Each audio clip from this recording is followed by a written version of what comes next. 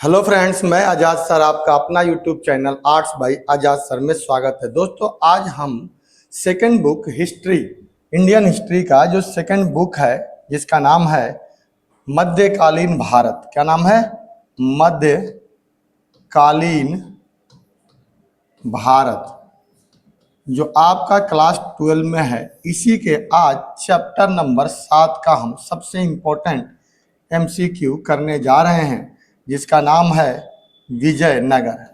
विजयनगर, विजयनगर एक साम्राज्य। आज यहाँ से चैप्टर नंबर 7 है। दोस्तों, हम लोग कुछ महत्वपूर्ण क्वेश्चन करने जा रहे हैं। देखिए, सबसे पहला क्वेश्चन क्या है कि विजयनगर की स्थापना कब हुई थी? विजयनगर की स्थापना कब हुई थी? तो देखिए दोस्तों, विजयनगर की स्थापना 1336 ईस्वी में हुई थी। कब हुई थी?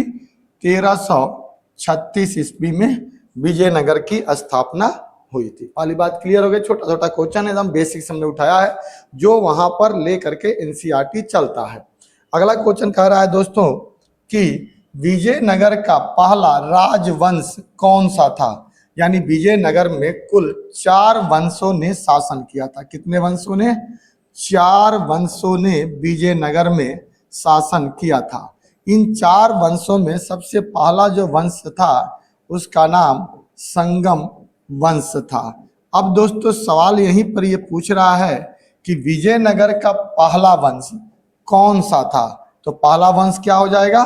संगम वंश हो जाएगा, और इसका उत्तर ए हो जाएगा, संगम वंश।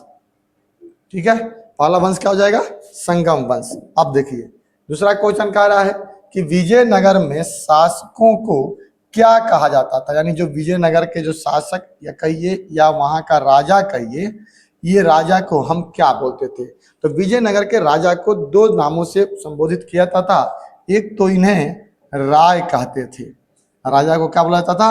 राय। और दूसरा उन्हें नरपति कहते थे। क्या बोलते थे?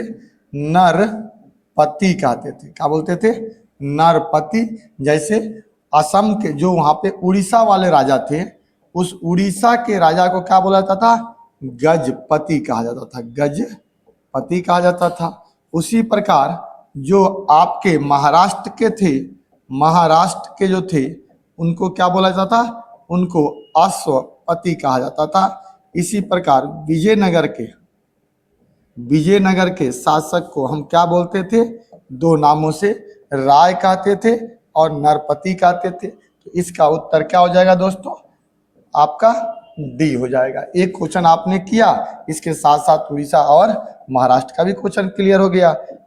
अगला क्वेश्चन क्या कह रहा है कि विजयनगर की स्थापना किसके काल में हुई थी? ठीक है, अब काल पूछ रहा है। काल कहने का मतलब ये हुआ कि जैसे कि मान लीजिए कि विजयनगर ये हमारा साम्राज्य था, और विजयनगर यहाँ पर इसी एरिया में फैला हुआ था, और उत्तर में यहाँ पर कौन थे? तो उत्तर में यहाँ पर थे कौन? तो यहाँ पर थे आपको बहमनी। यहाँ पे बहमनी साम्राज्य था। और उत्तर में आइए तो उत्तर में यहाँ पर दिल्ली सल्तनत था। क्या था? दिल्ली सल्तनत था। और इसी दिल्ली सल्तनत में यहाँ पर कई सारे वंश शासन कर रहे थे, जिनमें से तुगलक वंश भी था। और उसी तुगलक वंश के समय में एक व्यक्ति था जिसका नाम था मोहम्मद बिन तुगलक। इसी के समय में 1336 ईस्वी में विजयनगर की नींव हरिहर और बुक्का नामक हरिहर और बुक्का नामक 2 भाइयों ने किया था। तो अब आ गया कौन सा? तो यहां पर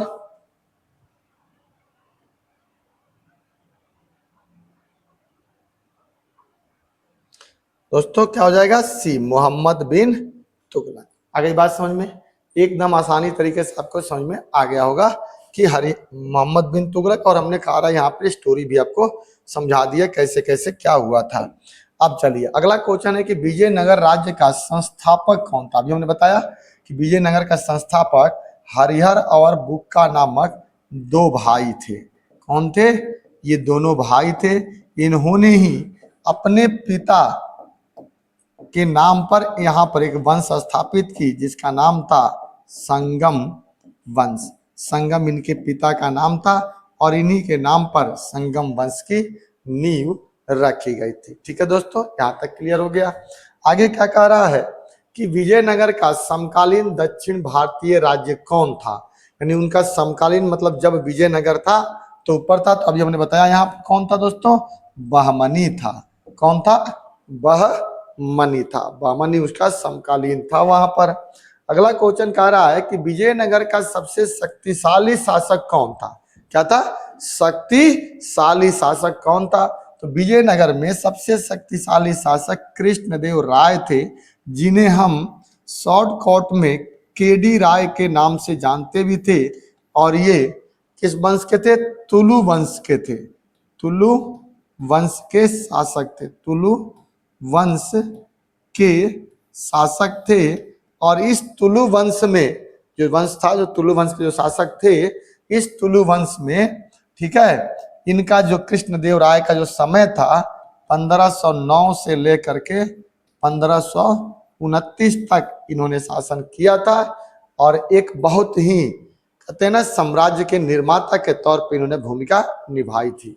ठीक, अगला क्वेश्चन क्या कह रहा है दोस्तों कि विजयनगर के विस्तार में सबसे अधिक योगदान किस शासक का है। कृष्णदेव राय का ही है। कृष्णदेव राय ने ही साम्राज्य को अंतिम ऊंचाइयों तक पहुंचाने का काम किया था। यानी इनके समय में सबसे ज्यादा साम्राज्य का विस्तार हुआ था। आगे चलते हैं।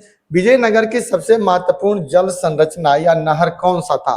विजयनगर की जो नहर थी उसका नाम था हिरिया नहर। क्या नाम था, हिरिया नहर नाम था। विजयनगर के नहर का नाम क्या था, हिरिया नाम का नहर था। अगला कह रहा है दोस्तों कि विजयनगर किस नदी के किनारे स्थित था। तुंगभद्रा। वैसे तो पूरा जो विजयनगर साम्राज्य था वो क्या था, वो दो नदियों के किनारे, दो नदियों के बीच में था। यहाँ पर कृष्णा नदी बहती थी और यहाँ से तुंगभद्रा नदी जाती थी और यहीं पर विजयनगर स्थित था। तो इसी नदी के बिल्कुल करीब था। और नदियों की दो बात आएगी तो दो नदियां कौन हो जाएगी, कृष्णा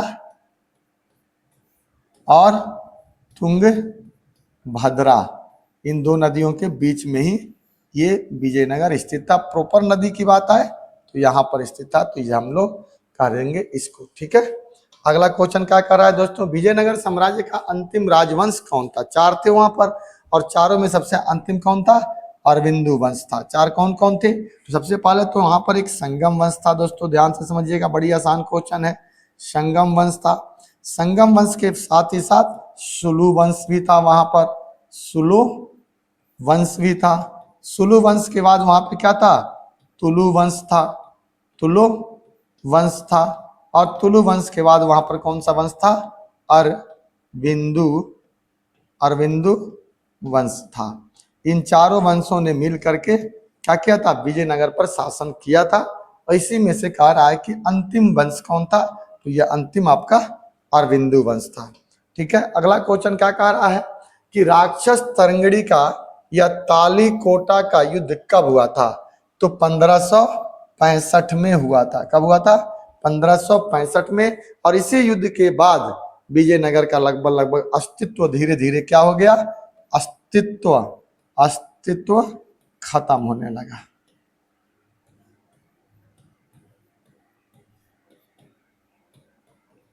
अपने साम्राज्य के अस्तित्व की ओर बढ़ गया। ठीक है, यहीं से पतन का रास्ता खुल गया। अब कह रहा है कि तुलु राजवंश का शासन काल कब से कब तक रहा। तुलु राजवंश, कौन सा वंश, तुलु, तुलु राजवंश जो था वो कब से कब तक रहा दोस्तों।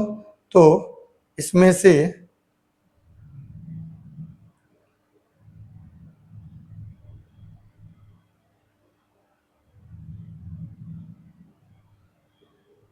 एग्जैक्ट कोई नहीं है, तो उपरोक्त में से कोई नहीं होगा। एग्जैक्ट इसमें डेट नहीं है दोस्तों, तो उपरोक्त में से कोई नहीं होगा। अब कह रहा है कृष्णदेव राय ने अपनी मां के नाम पर विजयनगर के सम्मान किस नगर की स्थापना की थी। तो नागल कमलपुरम नहीं, नागलपुरम। अब आता है दोस्तों अगला क्वेश्चन कि कृष्णदेव राय का शासन काल कब से कब तक था। तो अभी हमने पीछे डिस्कस किया था कि 1509 से लेकर 29 के बीच में इन्होंने शासन किया था। अगला क्वेश्चन है कि विजयनगर का शाब्दिक अर्थ क्या होता है दोस्तों? तो विजयनगर का शाब्दिक अर्थ होता है विजय का शहर। क्या होता है दोस्तों? विजय का शहर। ठीक है, आपको ये देखिए दोस्तों, मैंने बड़ी मेहनत करके क्वेश्चन लाते हैं, एक एक एनसीईआरटी के पढ़ने के बाद ही आपके सामने हम लोग क्वेश्चन लेकर के आते हैं। बस आपको ये वीडियो अच्छा लगे तो दोस्तों आप इसे प्यार मोहब्बत दीजिएगा, लाइक करिएगा, शेयर करिएगा। पहली बार चैनल पे आए हो तो इसे सब्सक्राइब जरूर करिएगा। अभी हमारा संघर्ष का पीरियड चल रहा है, हम भी आपके लिए मेहनत कर रहे हैं और आपका प्यार चाहिए। धीरे धीरे हम अपने मकसद पे आगे बढ़ रहे हैं। आप लोगों की वजह से ही हम ये वीडियो बनाते हैं, क्योंकि जब आप मुझे प्यार देते हैं तो हमें इच्छा होती है आपके लिए काम करने का, और आप इसे आगे बढ़ाते चलिएगा।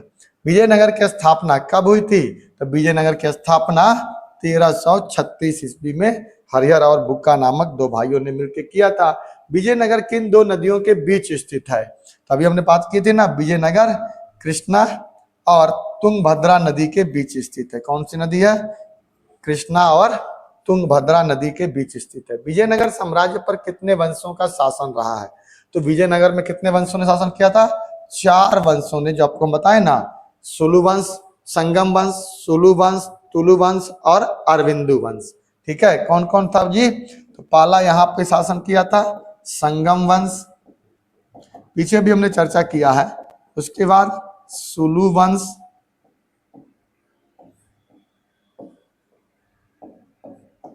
सुलु वंश के बाद तुलु वंश,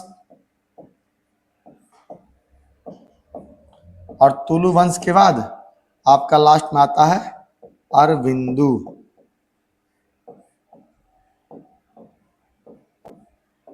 वंश। 4 वंशों ने शासन किया था। अगला आता है दोस्तों यहाँ पर बारबोसा, एक यात्री थे, कहाँ का रहने वाले थे? तो ये पुर्तगाल का रहने वाला था। कहाँ का रहने वाला था? पुर्तगाल का रहने वाला था। नीचे दिए गए किताबों में से किसकी रचना कृष्णदेव राय द्वारा की गई थी? अमुक्त मालद्यम, तमिल भाषा में लिखे गए थे ये अमुक्त मालद्या, कृष्णदेव राय का एक महत्वपूर्ण किताब है, जिससे कि हमें बहुत सारी जानकारियां मिलती है। कृष्णदेव राय के संबंध में निम्न में से कौन सा कथन असत्य है? असत्य का मतलब दोस्तों क्या होता है? कि गलत है, यानी उनके बारे में गलत कहा गया है। पहला क्या कह रहा है कि उन्होंने रायचूर द्वाब को हासिल किया था, बिल्कुल बात सत्य है। उन्होंने अपनी माँ के नाम पर नागलपुरम नगर बसाया था, ये भी सही है। उन्होंने बलि प्रथा पर रोक लगाई थी, उन्होंने मंदिरों में गोपुरम भी जुड़वाया था, ये भी बात सही है। बलि प्रथा पर रोक लगाई थी, ये गलत है, क्योंकि उस समय जो त्योहार होता था महानवमी डिब्बा का, उसमें बलि दी जाती थी, बलि पर रोक उन्होंने लगवाया नहीं था। जबकि उन्होंने मंदिरों में गोपुरम जुड़वाया था, बिल्कुल पूर्वी द्वार पर गोपुरम उन्होंने बनवाया था, पूर्वी द्वार पर बनवाया था जब उन्होंने अपना राज्याभिषेक किया था। तो यही उसका सी उत्तर हो जाएगा, गलत है। अब कह रहा है कृष्णदेव कर्नाटक राज्य को अन्य नाम से जाना जाता है, तो आज कर्नाटक को हम क्या कहते हैं? विजयनगर। कर्नाटक राज्य को अन्य नाम से भी जाना जाता है। पहले जाना जाता था विजयनगर, तो कहते ही कहते हैं हम लोग, आज भी विजयनगर कहते हैं, पहले इसे मैसूर भी कहते थे हम लोग। ठीक है। पुर्तगालियों द्वारा गोवा को विजय किया गया, कब किया गया? 1510 ईस्वी में इसको विजित किया गया था। 1510 में कब किया गया था दोस्तों? 1510 में। अगला क्वेश्चन आ रहा है, विरूपाक्ष मंदिर के मुख्य भाग के सामने बने मंडप का निर्माण कराया गया था। विरूपाक्ष मंदिर के मुख्य भाग के सामने बने मंडप का निर्माण किसने करवाया था? कृष्णदेव राय ने करवाया था। किसने करवाया था दोस्तों? कृष्णदेव राय ने करवाया था। आपका दोस्तों ये क्वेश्चन बड़ी इंपॉर्टेंट है, आप इसे बेहतर तरीके से पढ़िए और एक एक करके याद करिए, रटने का प्रयास मत करिएगा, तो आपको लंबे समय तक याद रहे। विजयनगर किस वस्तु के व्यापार के लिए प्रसिद्ध था? मसाला भी होता था, वस्त्र भी और रत्न भी, यानी सभी चीजों का व्यापार यहाँ पर होता था, उपयुक्त सभी। अगला क्वेश्चन आ रहा है कि विजयनगर राज्य की राजकीय भाषा क्या थी? तो राजकीय भाषा कन्नड़ थी। राजकीय भाषा क्या थी दोस्तों? कन्नड़ थी। हम्पी को किस वर्ष राष्ट्रीय धरोहर घोषित किया गया था? 1976 में, और 10 साल बाद इसे अंतर्राष्ट्रीय स्तर पर घोषित कर दिया गया। विजयनगर के स्थानीय मातृ देवी कौन थी? पंपा देवी। क्या नाम था दोस्तों? पंपा देवी। ठीक है। आगे क्या कह रहा है? विजयनगर का प्रसिद्ध जलाशय का नाम क्या था? कमलपुरम जलाशय। कौन सा था दोस्तों? कमलपुरम जलाशय। बहुत इंपॉर्टेंट क्वेश्चन है, ध्यान से पढ़िएगा इसे। अमर नायक कौन होते थे? विजयनगर के व्यापारी? नहीं। हरिहर बुक्का? नहीं। सैनिक कमांडर हुआ करते थे। क्या थे ये? एक प्रकार के सैनिक कमांडर थे। ठीक है। भारत का पहला सर्वेक्षण जनरल कौन था? अलेक्जेंडर, सॉरी ये नहीं होगा, कनिंघम थे। कौन थे जी? Colin Mackenzie. अगला क्वेश्चन कह रहा है कुदिराई चट्टी किसे कहा जाता था? घोड़े के व्यापारियों को कुदिराई चट्टी के नाम से हम लोग जानते थे। किस नाम से? कुदिराई चट्टी के नाम से घोड़े के व्यापारियों को जानते थे। ठीक है। अगला क्या कह रहा है दोस्तों? अगला क्वेश्चन है हमारा यहाँ पर कि विजयनगर के राजकीय केंद्र में स्थित राजा के भवन का एक बहुत ही विशालकाय तथा प्रभावशाली मंच था, जिसे हम क्या कहते थे? महानमी डिब्बा, जहाँ पे 9 दिन तक त्योहार वगैरह होता था। विजयनगर के पूजनीय देवों में शामिल कौन थे? विरूपाक्ष, जिसे शिव का माना जाता था अवतार। शिव की पूजा इसमें होती थी। ठीक है। विजयनगर में लोटस महल स्थित था। कहां पर स्थित था? राजकीय केंद्र में। राजकीय केंद्र में लोटस महल स्थित था। महाराष्ट्र में पूजे जाने वाले विट्ठल देव किसका रूप माना जाता? विष्णु के अवतार माने थे। क्या माने थे? विष्णु के अवतार जो महाराष्ट्र में पूजा जाते हैं। हालांकि विजयनगर के भी लोगों ने इनकी पूजा किया था। विजयनगर के शासकों ने अपने संबंध देवताओं को दिखाने के लिए किस संकेतक का प्रयोग करते थे? तो हिंदू, शुतराणा, श्री विजयपक्ष, राय, सभी तरह के। हिंदू का भी उपाधि लेते थे, ये भी राय की उपाधि लेते थे। उपरोक्त इसमें क्या हो जाएगा? सभी प्रकार के वो लोग उपाधियां लेते थे।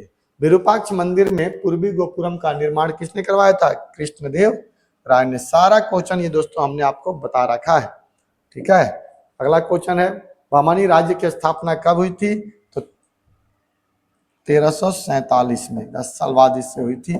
इस प्रकार दोस्तों हमने आपको इस चैप्टर से रिलेटेड टोटल 10 क्वेश्चन दिया और टोटल 40 क्वेश्चन था। अगर आप इस 40 को अच्छी तरह से बना लेते हैं तो ये तो हम नहीं कह सकते हैं कि बोर्ड के एग्जाम में यही क्वेश्चन आएगा। जैसे लोग दावे करते हैं कि इतना पढ़ लो इसमें से आ जाएगा, नहीं, मैं ये दावे तो नहीं कह सकता हूं कि यही आएगा। हाँ, ये जरूर कह सकते हैं कि इन्हीं क्वेश्चनों में से मिला जुला करके क्वेश्चन बनाए जाएंगे। 2 क्वेश्चन मिला करके तीसरा क्वेश्चन बन जाए, या 4 क्वेश्चन मिला करके क्वेश्चन बन जाए। इसके इर्द गिर्द शब्दों को बदल करके क्वेश्चन पूछ दिया जाए, लेकिन पूछेंगे यहीं से, क्योंकि एनसीईआरटी का यही एक दायरा है, इससे बाहर एनसीईआरटी नहीं जाता है। ठीक है दोस्तों, अगर आपको ये वीडियो अच्छा लगे तो आप इसे लाइक करिएगा, शेयर करिएगा, और पहली बार चैनल पे होंगे तो आप इसे सब्सक्राइब जरूर करिएगा। जय हिंद, जय भारत।